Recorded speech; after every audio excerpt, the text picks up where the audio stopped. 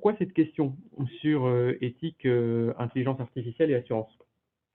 L'intelligence artificielle, c'est utilisé par les entreprises pour être efficace. Et c'est quelque chose qui aujourd'hui est innovant. Donc nécessairement, quand on mobilise des outils liés à l'intelligence artificielle, on se place au niveau de l'état de l'art, à la frontière des pratiques. Donc, se trouve dans des situations qui sont encore peu défrichées, où on n'a pas eu le temps de décanter un consensus social. Par exemple, dans les exemples qu'a pris Arthur, eh ben, est-ce que telle ou telle variable est légitime ou non?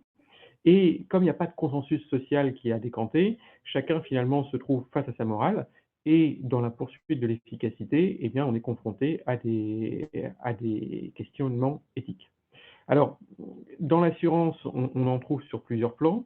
Et là, je vais revenir sur les 3 points qu'avait listés Xavier au tout début de son introduction, où il indiquait que en assurance, on avait différentes caractéristiques.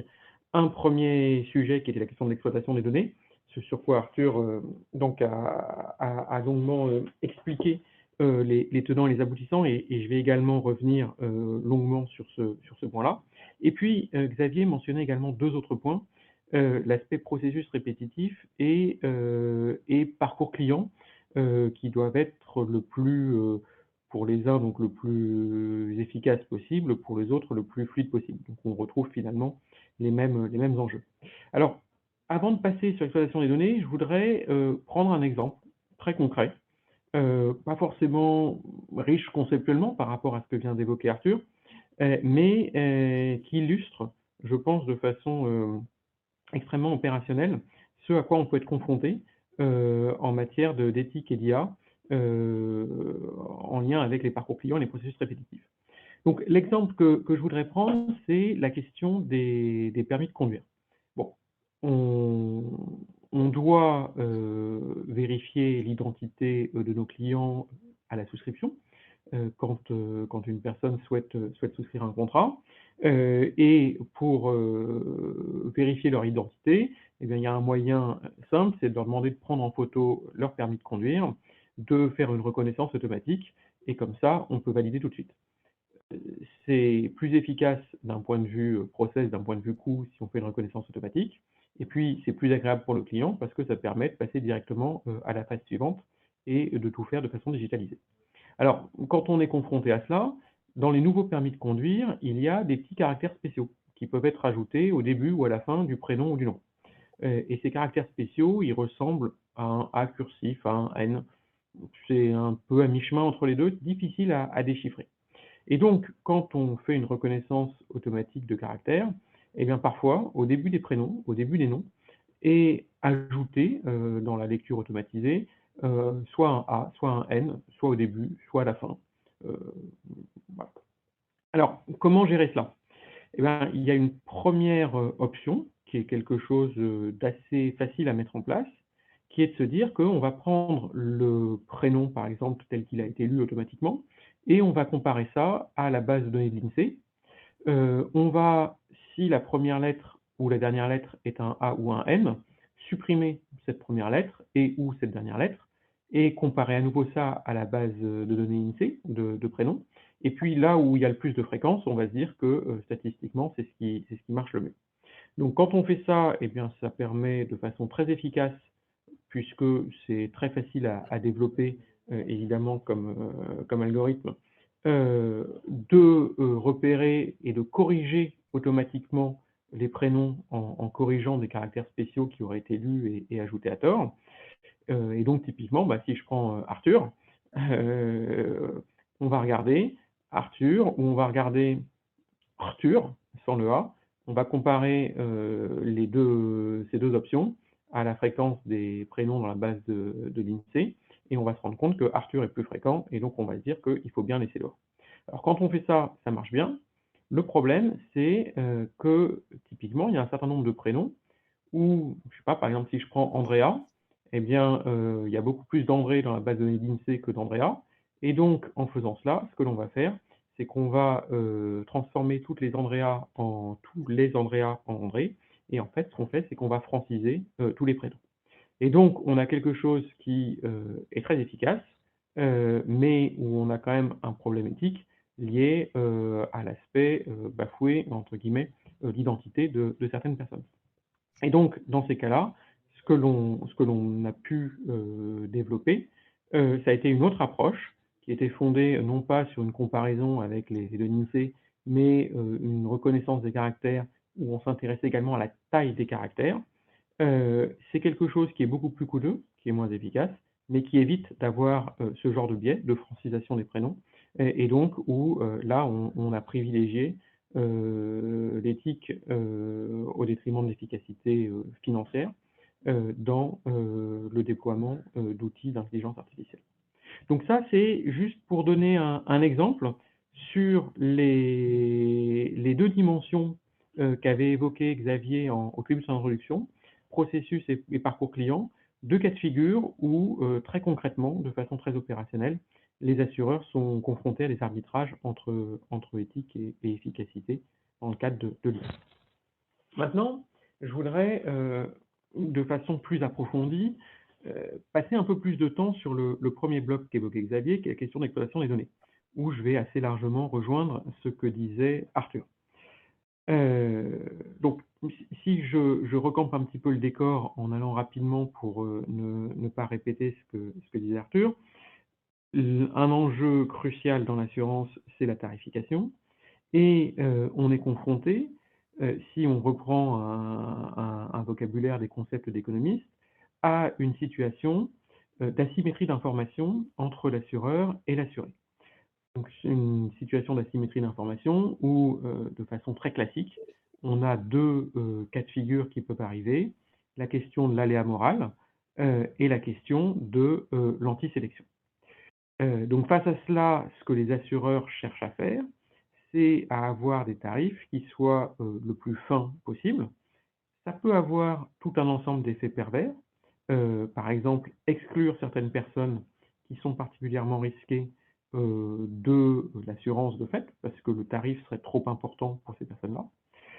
On peut aussi considérer que ça a des vertus, les vertus que mentionnait Arthur, du fait de désinciter par exemple à conduire mal, parce qu'on sait que dans ce cadre-là, on paye plus cher son assurance. La vertu aussi que l'on voit souvent quand on est du bon côté de la barrière, qui est de se dire qu'on va payer moins cher et que chacun voit midi à sa porte, c'est parfaitement légitime puisque si on prend moins de risques que les autres, c'est logique qu'on paye moins cher. Et puis, donc ça c'est sur l'aspect un petit peu aléa moral, et puis sur l'aspect anti-sélection, c'est au-delà de l'aspect vertu individuelle perçu par ceux qui sont du bon côté de la barrière, c'est une dimension de nécessité économique.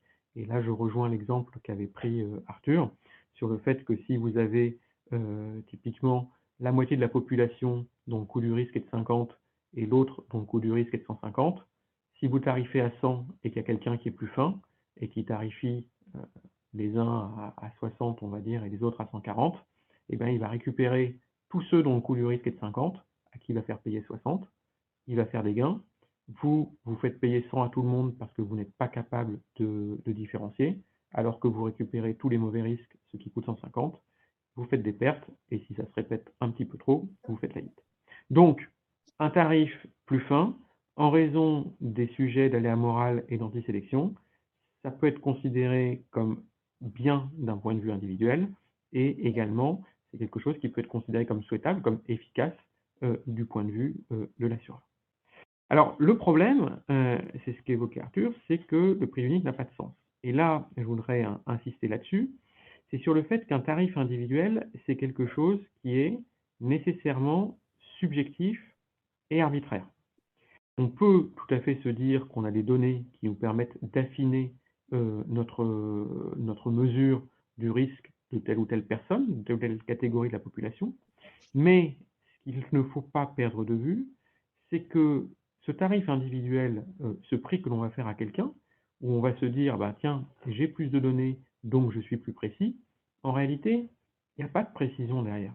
Il n'y a pas de précision au sens de quelque chose de déterministe dont on réduirait la marge d'erreur. Parce que ce tarif individuel que l'on va faire, en mobilisant tout un ensemble de variables, c'est quelque chose qui va être contingent à l'état de la science, à l'état du droit, dans laquelle la personne évolue. Typiquement, selon que, si je prends l'état du droit, vous avez le droit d'utiliser une variable discriminante qui est le sexe, ou que vous n'avez pas le droit de l'utiliser, vous allez obtenir un résultat différent. Selon que vous allez être dans une société où un ensemble de technologies ont été développées pour pouvoir mesurer l'état de santé de la personne en fonction de telle prise de sang, en fonction du fait qu'il ait l'air stressé ou pas quand il parle au téléphone, et tout ça, ça se capte, ça s'analyse, etc. Ou que vous êtes dans une société qui n'a pas accès à ce genre de technologie, vous allez avoir une mesure de risque différente. Et donc, selon que vous êtes dans telle société ou dans telle autre société, un même individu, on va utiliser tel jeu de variables ou tel autre jeu de variables pour affiner la perception qu'on a du risque. Et on va, dans un certain cas, s'il est dans la société A, sur la base de tel jeu de variables, considérer que cet individu-là est plus risqué que la moyenne. Et dans une autre société, parce qu'on l'utilisera pour des questions d'état de droit, au sens d'état juridique, pour des questions d'état technologique, un autre jeu de variables, eh bien, on va considérer que cet individu, au contraire, est par exemple moins risqué que la moyenne. Donc, ce qu'on voit, c'est que la notion de tarif individuel, c'est quelque chose qui est nécessairement subjectif et arbitraire, et ça rejoint ce que disait Arthur sur le fait que le prix unique n'ait pas de sens. Donc, quand on parle de prix juste, derrière le mot juste, il y a une question de justesse et une question de justice. La justesse, pardon, c'est une vue de l'esprit, puisque, comme je l'évoquais avant, c'est quelque chose qui est arbitraire. Et à partir du moment où la justesse est une vue de l'esprit, la justice, et là on rejoint nos questions d'éthique, eh bien on peut demander ce qu'elle est. Alors, quand on fait de facto des statistiques pour tarifer des risques, les stats, c'est quoi? Mais finalement, c'est, pour dire les choses de façon assez crue, assez brutale, un préjugé qui va être quantifié, c'est une forme de discrimination qui est scientifique. Alors, une fois qu'on a dit ça, comment intervient l'IA? Quand on fait des statistiques, il y a toujours une dualité. Il y a une dualité entre comprendre, expliquer, par opposition à prédire. Une autre façon de voir les choses, c'est une dualité entre faire de la science ou faire de la technologie. Quand on cherche à comprendre, à expliquer quand on fait de la science, on a un ensemble de conditions, de tests, pour dire que telle variable influe sur ceci ou sur cela. Et ça peut être, parfois, quand on fait des tests comme ça pour voir si cette variable a une influence ou non, complètement inutile pour prédire. Et là, on retrouve, même si la causalité, c'est toujours un acte de foi, cette question de lien causal dont parlait Arthur. Donc ça, c'est le premier bloc, comprendre, expliquer, faire de la science, tester des conditions, par opposition à prédire, à faire de la technologie, où ce qui fait foi, finalement, c'est ce qui marche, et peu importe qu'il y ait derrière la moindre explicabilité.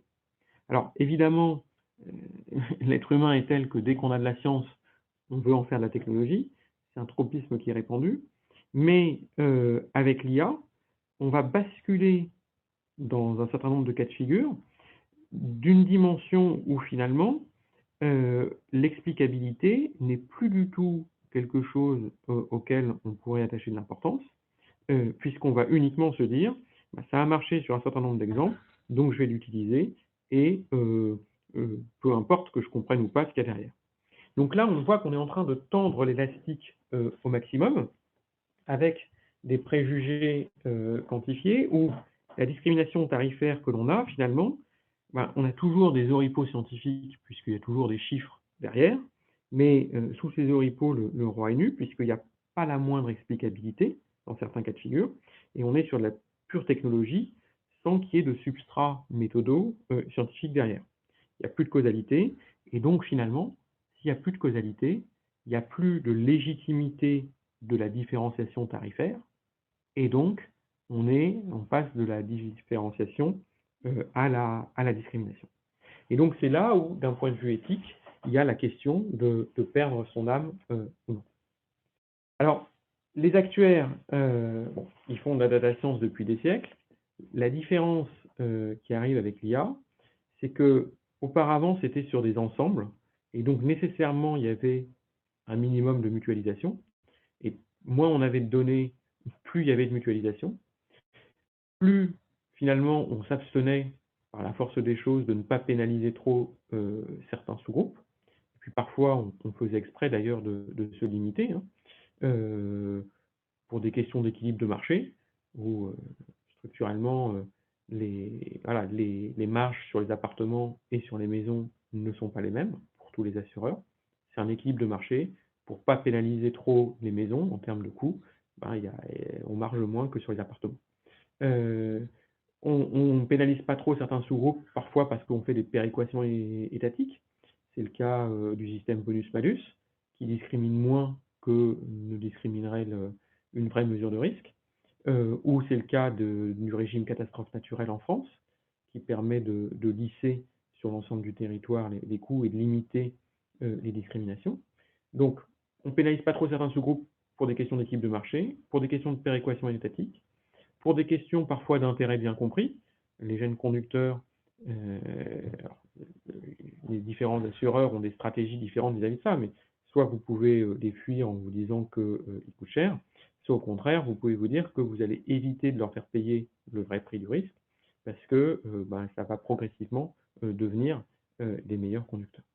Donc, les actuaires faisaient de la data science depuis des siècles, sur des ensembles, en mutualisant, et là, plus on va vers des outils où on mobilise un grand nombre de données, plus on va à l'échelle de l'individu, plus on va vers le prédictif, plus on casse cette dimension de mutualisation. Et l'IA, par rapport au GLM, a donc, qu'évoquait Arthur, a donc deux dimensions possibles. Il y a la dimension interprétable qui bascule en non interprétable, c'est ce que j'évoquais avant. Ce n'est pas toujours le cas, comme l'exposait Arthur, mais ça peut être le cas. Et puis, il y a l'autre dimension, qui est non plus cette question de perte du lien causal et donc d'absence de légitimité de la différenciation, mais qui est l'aspect ultra-personnalisation et donc explosion de la dispersion, qui là peut remettre en cause l'aspect consensus social. Et donc, c'est vraiment ces deux dimensions-là sur lesquelles il y a des sujets éthiques qui se posent. Différenciation non explicable, donc discrimination potentielle, d'une part, parce qu'on bascule de l'explicatif vers du pur prédictif, dans certains cas. Et autre élément, le fait que plus on va fin dans la différenciation, plus on disperse les résultats et plus on s'inscrit à l'encontre de la mutualisation et de quelque chose où finalement on a une dimension socialement acceptable pour tous. Alors, une fois qu'on a dit ça, pousser les feux de façon excessive, est-ce que c'est efficace pour des entreprises d'assurance? À court terme, on peut peut-être, et encore, considérer que effectivement, ça permet d'avoir un avantage concurrentiel par rapport aux autres acteurs. Maintenant, à moyen terme, sans doute pas, puisque tuer la mutualisation, finalement, c'est tuer la science. Et donc, finalement, et je vais conclure là-dessus, la question en matière de mobilisation d'intelligence artificielle en assurance et de ce que ça pose d'un point de vue éthique, c'est celle d'un écart potentiel et du besoin de réconciliation entre le moyen terme, où là, l'éthique et l'efficacité vont de pair. On a intérêt à ne pas jouer l'efficacité de court terme pour rester éthique parce que c'est socialement acceptable et que donc, à moyen terme, c'est plus efficace. Versus, donc, cet intérêt de moyen terme où éthique et efficacité convergent, versus les attentes d'une société qui sont de plus en plus tournées vers une efficacité de court terme, que ce soit le point de vue de certains actionnaires en termes de rentabilité immédiate, ou que ce soit le point de vue de certains clients, ceux qui sont du bon côté, entre guillemets, du niveau de risque, et sachant que le problème est d'autant plus aigu que puisque la fonction de distribution des sinistres, que ce soit en fréquence ou en intensité, est asymétrique, il y a généralement plus de clients du bon côté que du mauvais. donc une pression d'autant plus forte. Voilà, en quelques mots, ce que je pouvais dire pour compléter, mais aussi largement, recouper, ce que disait Arthur.